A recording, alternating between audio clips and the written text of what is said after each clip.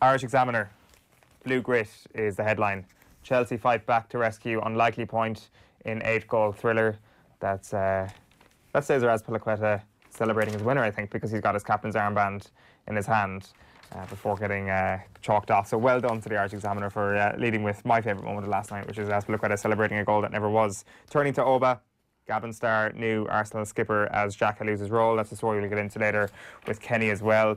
Striking back, clubs call Mayo's motion of confidence vote into question. Sarri situation, Saracens to appeal heavy-handed punishments. And finishing on a high, Lowry targets race to Dubai glory with one eye on 2020. And you can see Kieran Shannon there as well.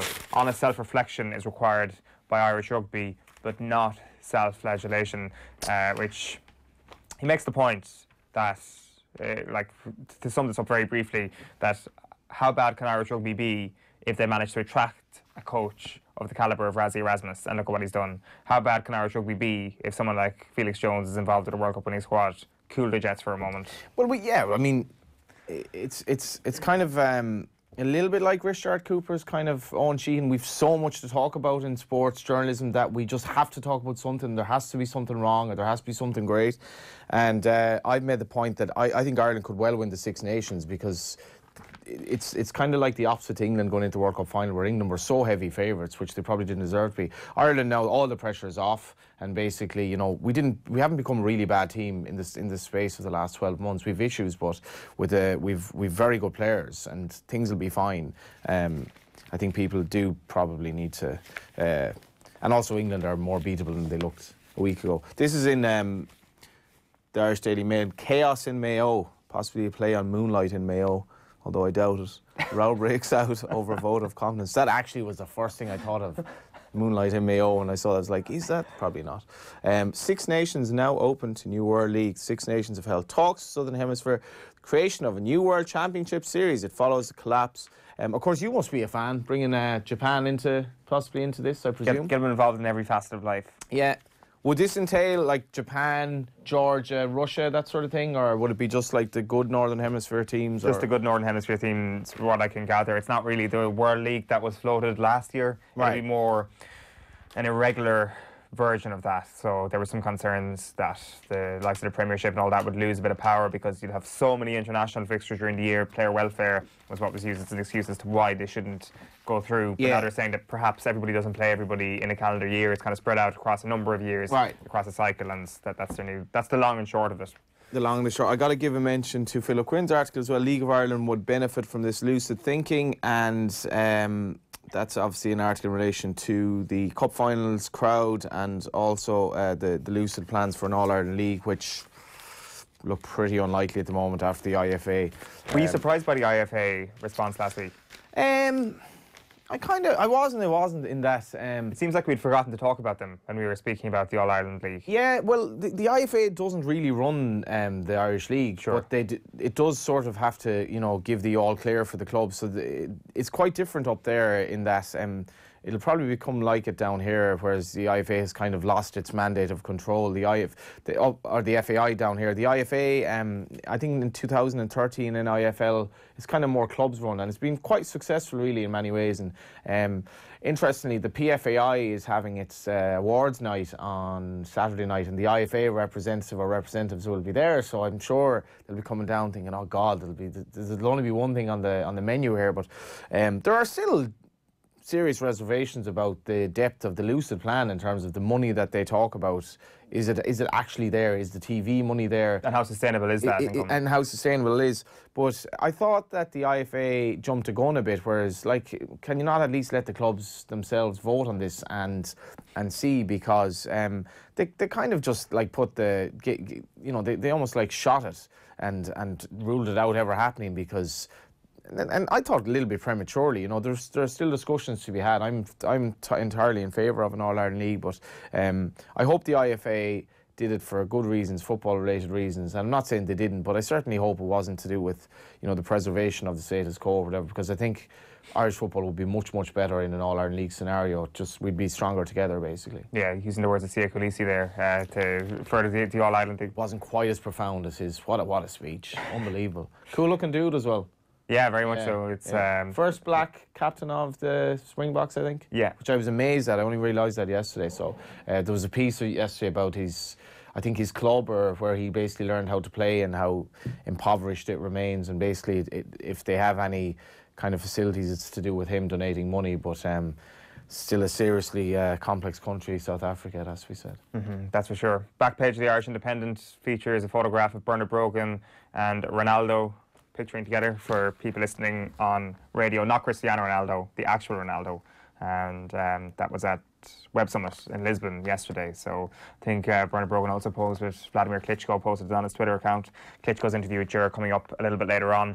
The main story, though, on the back of The Independent is twist in Mayo funding row as grassroots revolt grows. 7 clubs are now questioning the authenticity of a vote of confidence in the latest county board meeting. So there was an in-camera county board meeting on Monday night. There was apparently a vote of confidence for the county board, and the veracity of that vote of confidence has been questioned by 7 clubs, as I mentioned: Charlestown, Lewisburg, Ballycastle, Ardnary, Sarsfields, Lahardan, McHale's, Burrishoole and Castlebar Mitchells are the clubs contesting. It's a very interesting story. A civil war is almost breaking out in Mayo GAA at this point. It seemed to me at the start that it was Mayo GAA versus Tim O'Leary in a sort of give me the money, you give me the plans and I'll give you the money, and there was a bit of a misunderstanding.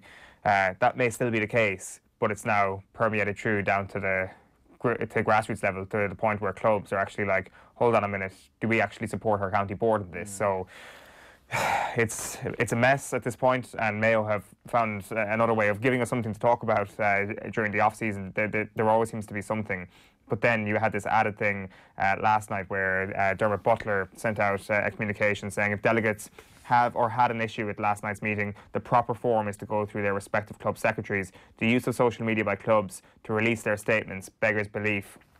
And the sentiment from last night's meeting was that clubs should not use social media in such a format as a minority of clubs have chosen to do so in this instance. And then the other thing that kind of goes into line a little bit with this is that they decided at that meeting on Monday night that media would just not be allowed into any meetings except for their general congress or their big annual, their AGM basically, or whatever it is. Media will be allowed into that, but in no other cases will media be allowed into to watch their meetings. There is the other thing that kind of stuck out to me just on that very subject is the chairman, Mike Kennelly, saying that he expressed, this is from Colm Keyes' piece, I should mention, by the way, still in the Irish Independent. Kennelly is understood to have expressed the view that the county should be better at getting its own message across and should develop their own platforms to do that, overlooking the fact that the county already has sufficient media platforms in place to deliver on that front. It's mad that somebody in the year 2019 would say we should have some sort of method of being able to control our own narrative. You have a website, you have a Twitter account, you have an Instagram account, you have all these sort of things. I don't know what he's actually referring to there, but... Well, I remember when I had a League of Ireland website when I was about 16, and it was back in the days, and the League of Ireland was really struggling, it has to be said, and even back then it was notable that the League of Ireland was miles ahead of the GAA in terms of the internet, and it's still, it reminds me of that story of the GAA is still, it's still quite, there's still probably a lot of old men at the wheel who kind of haven't fully embraced like social media and all that, as for all that it is a cesspit in many ways. It's still, it reminds me of the story of the journalist ringing up one of the county PROs, and he was an old man, and he was telling them, you know, oh, you can get it on the website. And he said, oh, what's the address of that website? And he goes, oh, it's www. And he goes, oh, hang on a second, how many W's? And I still think they're miles behind, like, you know, but yeah, I just find it quite demoralising what's going on in these county boards. They shouldn't be the story. The story should be the players. And in Galway, there's the county finals on Sunday, and there's still no manager into November. And that's entirely county board related. There's no doubt about that. I think people in Galway seem to be reluctant to go for the job. And I see that Pádraig Joyce is quoted from Galway Bay interviews in the papers today, kind of defending the county board as he kind of has to. But anyway. This is the Times London edition. Matthew, I'm not sure if that's Matthew Sid or Matthew Syed. Matthew Syed, yeah. Matthew Syed. VAR takes the emotion out of football. It should be binned. which is kind of what we were saying. The Xhaka thing, Xhaka facing January exit. I have a lot of sympathy for Xhaka. He told some fans to, politely F off effectively, but it was a moment of frustration, and he seems to be really vilified for this. He seemed to have to deal with a lot of stuff on social media, even about his family and all that. He's a very, very good footballer, Xhaka. Arsenal are in a pretty bad way at the moment. A lot of pressure on Unai Emery. 2 wins out of 8 or 2 wins out, something like that. Yeah. And Xhaka, I don't know if he's the fall guy, but I think he's been hard done by. Emery said he's not in the captain's group anymore. The basic, you can't sit with us. So he basically named like 4 or 5 players that would be the cohort of leaders, that would be the potential captains when Koscielny left. And Xhaka has no longer is he captain, he's also not allowed to sit with the captains anymore. Well, I think there'll be a lot of Xhaka probably. He may not be the most likeable character in ways on the pitch, but his quality will mean that there'll be a lot of clubs that'll snap him up in a heartbeat. Yeah.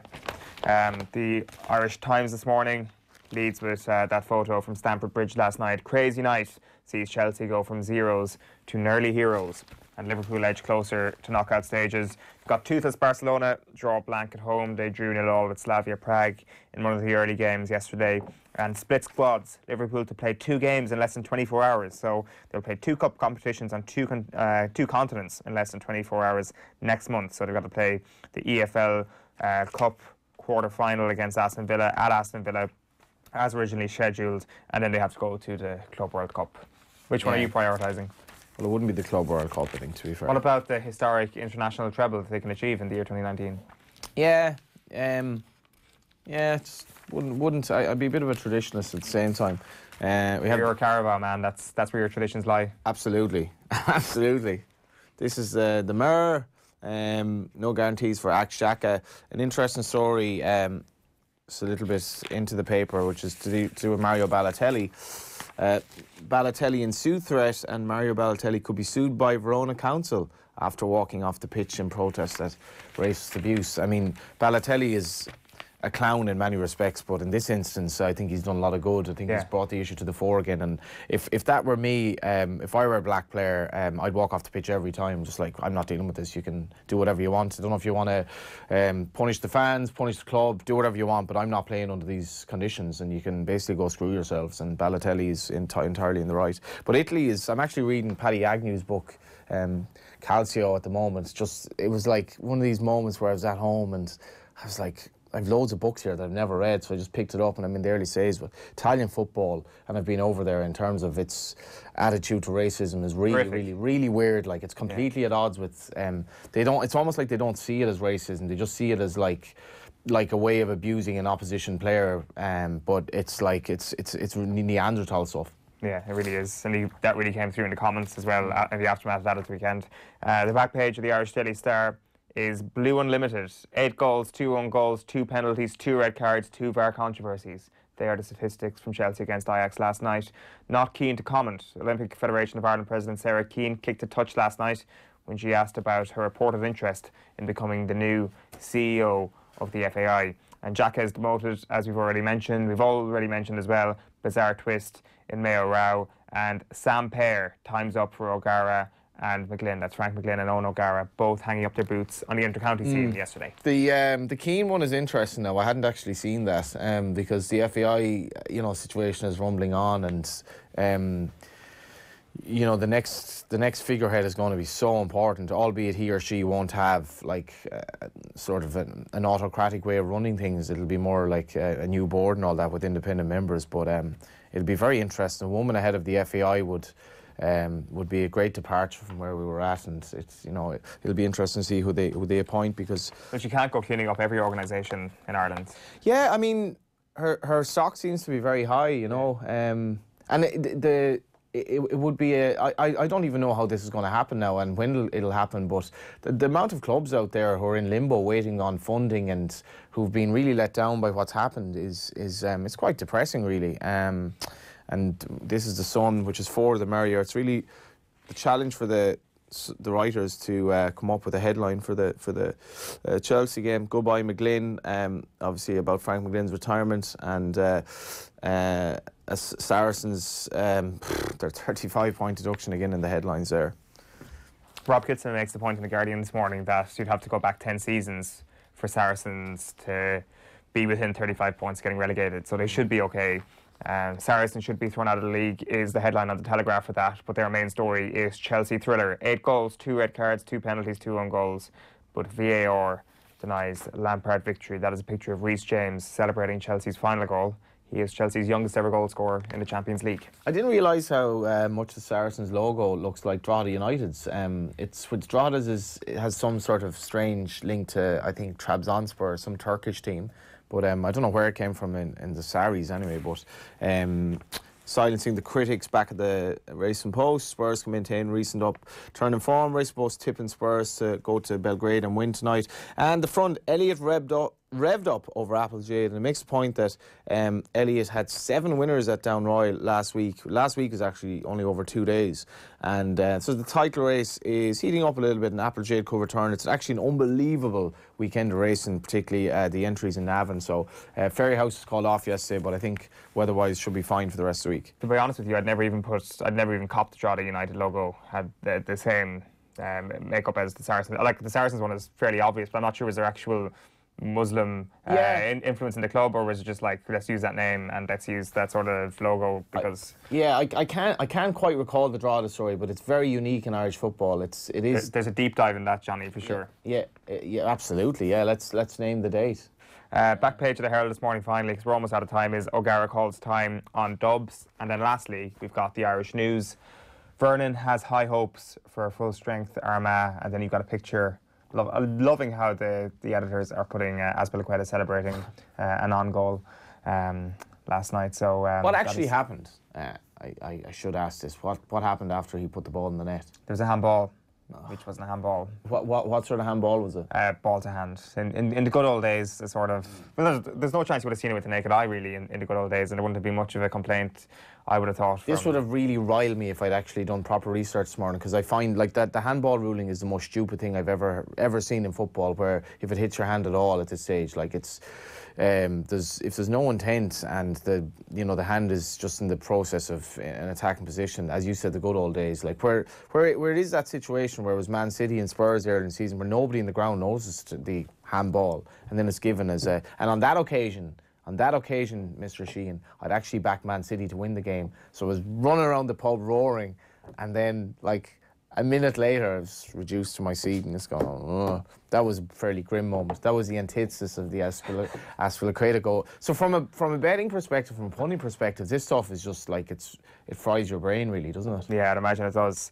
Right, just before we move on, just to tell you, there's an online auction taking place this week for the Manus Kelly Trust. The trust was set up after Manus's death at the Donegal International Rally this summer to help support his wife and 5 children. Up for auction is a test drive with a WRC driver, including flights and accommodation. You can also bid on All-Ireland tickets for next year. There's a Conor McManus and Michael Murphy joint training session or presentation up for grabs as well. There's tons of things to check out and possibly bid on the website. You can go to manuskellytribute.ie and click on the auction tab. So that's manuskellytribute.ie. There's loads of information about the trust up there as well. Click on the auction tab if you want to get involved. Also on the website, there is a link for donations, and any small contribution is greatly appreciated.